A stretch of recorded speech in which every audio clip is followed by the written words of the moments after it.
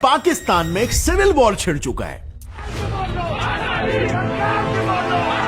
जी हां, इमरान खान के assassination attempt के बाद पाकिस्तानियों ने सड़कों पर आकर प्रोटेस्ट करना शुरू कर दिया और पाकिस्तानी आर्मी ने इन प्रोटेस्ट को रोकने के लिए क्या किया? पाकिस्तानी टैंक्स की रुख बदलकर भारत से उन्हें मोड़कर अपनी आवाम की तरफ कर दिया। ये हमारे लिए पहले तो गोलियां थी, अब ये इंडिया की बजाय अब ये टैंकों का रुख जो है वो पाकिस्तानी अवाम की तरफ कर दिया गया है। But you know what is the most shocking thing कि इमरान खान ने ये आज से करीब 5 महीने पहले ही सारा कुछ प्रेडिक्ट कर लिया था। उन्होंने कंप्लीट क्रोनोलॉजी देकर सबके सामने ये बताया कि सबसे पहले पाकिस्तान बैंकरप्ट होगा, फिर उसका न्यूक्लियर स्टेटस चला जाएगा और फिर पाकिस्तान में एक सिविल वॉर छिड़ जाएगी जिसमें पाकिस्तान 3 हिस्सों में बंट जाएगा। मुल्क बैंकरप्ट होगा, किधर जाएगा मुल्क? मैं आपको सीक्वेंस बता देता हूँ ना।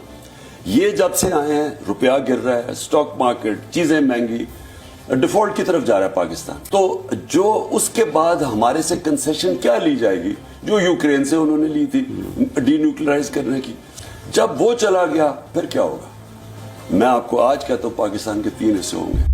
वेल हेलो फ्रेंड्स, मेरा नाम है गौरव और पाकिस्तान में आज एक सिविल वॉर छिड़ चुका है। एक तरफ है इमरान खान सपोर्टर्स जो बेसिकली पाकिस्तान में एक डेमोक्रेटिकली इलेक्टेड इमरान खान की गवर्नमेंट चाहते हैं और दूसरी ओर है आर्मी सपोर्टर्स जो अब भी पाकिस्तान में आर्मी बैग शहबाज शरीफ की गवर्नमेंट को कायम रखना चाहते हैं। लेकिन काफी इंटरेस्टिंगली पाकिस्तान में परिस्थिति यहां तक आ गई है कि कई पाकिस्तानी आर्मी जनरल्स भी पाकिस्तानी आर्मी के खिलाफ और इमरान खान के सपोर्ट में खुलेआम ट्वीट कर रहे हैं। जैसे फॉर एग्जाम्पल पाकिस्तान के रिटायर्ड जनरल मोहम्मद असलम ने यह ट्वीट किया कि इमरान खान का नो कॉन्फिडेंस मोशन एक पॉलिटिकल स्कैम और पाकिस्तान के कॉन्स्टिट्यूशन का उल्लंघन है। इनफैक्ट एक रिटायर्ड जनरल तारिक खान ने तो इमरान खान के खिलाफ बने इन्वेस्टिगेशन कमीशन में बैठने से भी इनकार कर दिया और कहा कि अब कोई भी ताकत उन्हें रोक नहीं सकती। इमरान की पार्टी पीटीआई को वो सपोर्ट करेंगे जो वापस पावर में आना डिजर्व करती है। एंड सरप्राइजिंगली ऐसे फ्रस्ट्रेटेड और एंग्री एक्स डिफेंस ऑफिसर्स की लिस्ट बहुत लंबी है और इसमें आर्मी से लेकर नेवी तक सभी बड़े बड़े ऑफिसर्स के नाम शामिल है जो सब मिलकर इमरान खान के फेवर में है। तो अब जाहिर सी बात है भैया कि इमरान खान की बातों में कुछ तो दम होगा। सो वेल आइए इस पूरे सिचुएशन को एनालाइज करते हैं। ओके, सो ये है करंट पाकिस्तान और ये है पाकिस्तान के 4 मेजर प्रोविंसेस, खैबर पख्तूनख्वा, बलूचिस्तान, सिंध और पंजाब। और इंटरेस्टिंगली इन चारों का कल्चर, लैंग्वेज, एथनिसिटी सब कुछ एक दूसरे से बहुत ही अलग है। नाउ इमेजिन इमरान खान की बात अगर सच हो जाती है और पाकिस्तान डिवाइड हो जाता है तो पाकिस्तान का मैप कैसे दिखेगा? वेल ऐसे। Now obviously you would ask इसमें पाकिस्तान किधर है? वेल यहां पर। वेल फ्रेंड्स, अगर ऑनेस्टली कहूं तो पाकिस्तान में एक सिविल वॉर होना और उसका अलग अलग देशों में बंटवारा होना कहीं ना कहीं पाकिस्तान के जन्म से ही तय हो गया था। पाकिस्तान का ये इलाका देख रहे हो, ये है खैबर पख्तूनख्वा जहां पर 90% पाश्तून्स रहते हैं। वो पाश्तून्स जो अफगानिस्तान की ऑलमोस्ट आधी आबादी है। तो अब बस सोचो दोनों देशों में इस खैबर इलाके को लेकर कितनी मतभेड़ी होगी। बट काफी आयरॉनिकली पाकिस्तान और अफगानिस्तान शुरुआत में अपनी इस मतभेड़ को मिटाने के लिए एक हो जाने वाले थे और 1959 में दोनों देशों ने एक कॉन्फेडरेशन बनाने का भी डिसाइड किया था। मतलब कि दोनों देशों की एक common economy, foreign affairs, currency और डिफेंस होगा। जैसे हम कह सकते हैं ब्रेक्सिट के पहले ईयू के केस में था। अब बस सोचो भारत के लिए ये कितना बड़ा थ्रेट हो सकता था। लेकिन बात ये थी कि असल में खुद पाश्तून्स की सरकार भी ये नहीं चाहती थी कि खैबर पाकिस्तान में मिल जाए और इसी वजह से ये कॉन्फेडरेशन का प्लान फेल हो गया और इसी प्लान के मास्टरमाइंड अफगानिस्तान के पीएम को और उनकी पूरी फैमिली को एक साथ असैसिनेट कर दिया गया। बट ये इतना सरप्राइजिंग नहीं है क्योंकि पाश्तून्स को लेकर अफगानिस्तान और पाकिस्तान में एक इनसिक्योरिटी शुरू से ही मौजूद थी। बात यह है ना, 1947 में जब पार्टीशन की बात चल रही थी तब यह डिसाइड हुआ था कि डिस्प्यूटेड खैबर रीजन में रेफरेंडम हो, मतलब लोग ये डिसाइड करेंगे कि उन्हें किस साइड पे रहना है। अब इस रेफरेंडम में मेजॉरिटी पाश्तून्स ने यह कहा कि उन्हें पाकिस्तान का हिस्सा बनना है। बट खैबर के चीफ मिनिस्टर और उनकी पार्टी को पाकिस्तान का हिस्सा बनना बिल्कुल भी मंजूर नहीं था और इसी बात का फायदा उठाया अफगानिस्तान ने और स्टार्ट कर दिया पाश्तून मूवमेंट, जिसका मेन मोटिव था या तो खैबर को अफगानिस्तान का पार्ट बना दिया जाए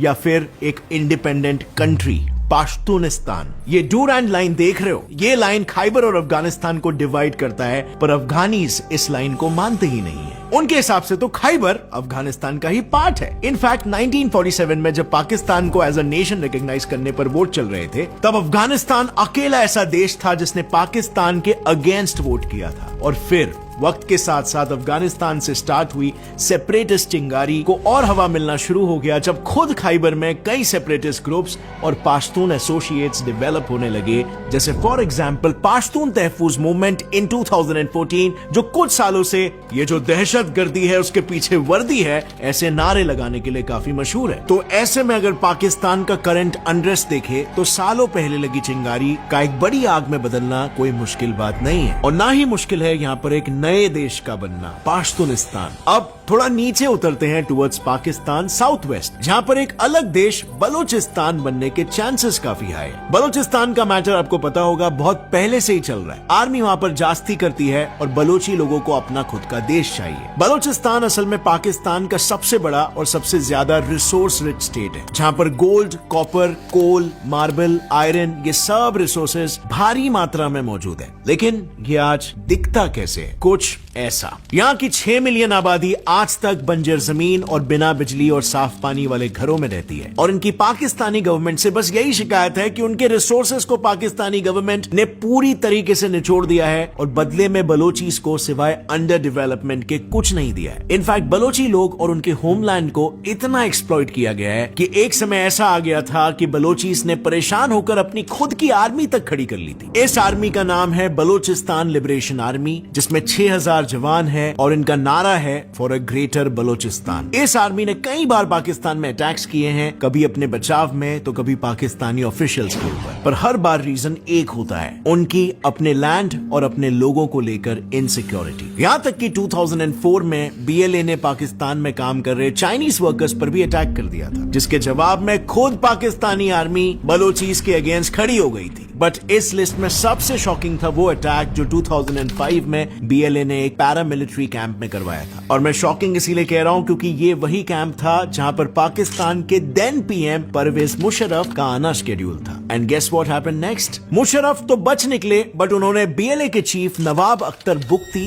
को मरवा डाला। मुशर्रफ को डेफिनेटली ये लगा था कि इस एक मूव से बलूचिस्तान रिबेलियन टूट जाएगा, बट इसका उल्टा हो गया और वो और भी ज्यादा स्ट्रॉन्ग हो गया। इनफैक्ट करंट सिचुएशन को देखते हुए एक्स पीएम इमरान खान ने तो रिसेंटली ये तक कह दिया है कि बलूचिस्तान को इंडिपेंडेंट यानी ग्रेटर बलूचिस्तान बनने में इंडियंस भी मदद कर रहे हैं। तो ऑब्वियसली सोचने वाली बात यह है कि जब पाकिस्तान की करंट सिचुएशन इतनी नाजुक है, ऐसे में अगर बलूचिस्तान में सिविल वॉर की जरा भी लहर आ गई तो पाकिस्तान ये सारा प्रेशर एक साथ हैंडल नहीं कर पाएगा और ग्रेटर बलूचिस्तान बनना लाजमी हो जाएगा। एनीवे, बलूचिस्तान से थोड़ा राइट जाते हैं सिंध की तरफ, जो कि 94% पाकिस्तानी हिंदूज का भी घर है। लेकिन सिंध का कैपिटल कराची ये अड्डा है पाकिस्तान के सबसे बड़े टेररिस्ट ग्रुप्स जैसे अल सुन्नत वल जमात, लश्कर झांगवी और तालिबान और अल कायदा तक का। इसका नतीजा कराची सिंध का सबसे एडवांस शहर। यहाँ इवन दो सिंध की सिर्फ 25% पॉपुलेशन रहती है, फिर भी पूरे सिंध का 75% रोजगार उन्हीं गिने चुने लोगों के पास जाता है, जिस वजह से 1970s में एक छोटा सा सिंधी नेशनलिस्ट मूवमेंट स्टार्ट हो गया था एक सेपरेट सिंधु देश बनाने के लिए। पर मूवमेंट को उस वक्त पब्लिक का खास सपोर्ट नहीं मिला। बट रिसेंटली पाकिस्तान में चल रहे माहौल के दौरान पाकिस्तान के एक टॉप लीडर ने यह कहा है कि खुद पाकिस्तानी आर्मी और आईएसआई सिंध को सिविल वॉर की तरफ ढकेल रहे। अब सवाल यह है कि क्या सिंधी नेशनलिस्ट मूवमेंट जो पहले इतना इफेक्टिव नहीं हुआ था अब अपने इरादों पर कामयाब हो पाएगा या नहीं? एनीवे, सिंध के पास एक और मिलता जुलता स्टेट है पंजाब का, पर पंजाब की कहानी बाकियों से काफी अलग है।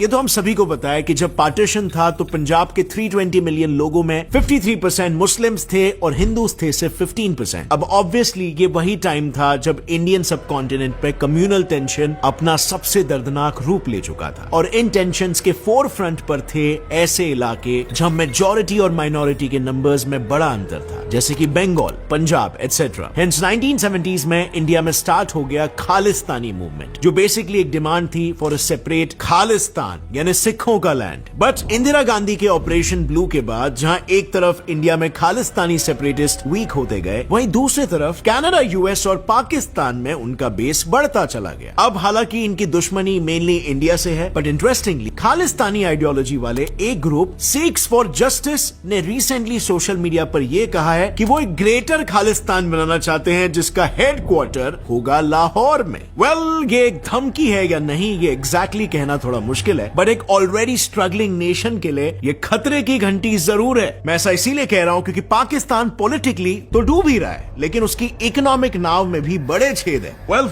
आप भी एग्री करोगे ही कि किसी भी देश की पब्लिक के 3 बेसिक शिकायतें होती है। सबसे पहला बेरोजगारी, भुखमरी और गरीबी, और पाकिस्तान में ये तीनों शिकायतें चरम सीमा पर है। बस इमेजिन करो एक देश जहां पर 35% पब्लिक की डेली आमदनी बस 600 रुपए है, लेकिन वहां पर एक टाइम के खाने की थाली इन्फ्लेशन के कारण 200 रुपए की हो गई है। अब ऐसे में अगर एक आदमी की 4 जन की भी फैमिली है तो एक जन को तो रोजाना भूखा रहना ही पड़ेगा। वर्ल्ड बैंक के हिसाब से भी पाकिस्तान में ऑलमोस्ट आधे घर मॉडरेट से severe level of food insecurity experience कर रहे हैं। एक चीज 10 रुपए किलो मिल रही थी, अब वो 100 रुपए किलो हो गई है, वो क्या करेगा? वजह लोगों के पास पैसा नहीं है। जैसे पहले सौदे हमारे बिकते थे स्पीड के साथ, वैसे नहीं बिकते।